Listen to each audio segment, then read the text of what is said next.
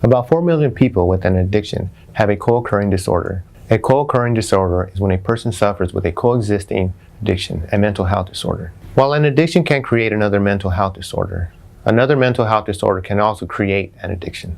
Fortunately, to recover from multiple co-occurring disorders, that question doesn't need to be answered. When two or more mental illnesses are present, their respective symptoms tend to become worse. Research has shown that concurrent treatment for all mental illnesses present is most effective for long-term recovery from each one. Among the most common disorders that are present with addiction include anxiety disorders, bipolar disorders, depression, obsessive-compulsive disorders, and post-traumatic stress disorder.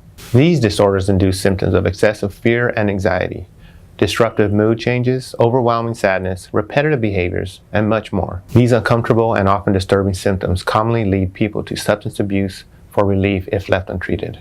On the other hand, substance abuse and addiction that stem from boredom or the desire to fit in with peers often develop an additional mental health disorder, as symptoms of low self-esteem, isolation, guilt, and shame take over one's psyche. Although each mental health condition is treated simultaneously, the definition of progress as well as treatment goals is defined separately for each one. While addiction is an ongoing endeavor to remain healthy without substances, treatment goals for other mental illnesses are progressive, as goals of its recovery are reached. For example, psychiatric treatment goals are different from each patient, but may include therapy participation, as well as appropriately and regularly taking prescribed medications. Addiction treatment goals are designed to prolong everlasting recovery one day at a time. Both treatment approaches encourage patients to build new daily habits conducive to a happy, healthy lifestyle without drugs and alcohol. The 12-step program is valuable to this integrated program approach, as it allows for the practice of these healthy habits in a safe,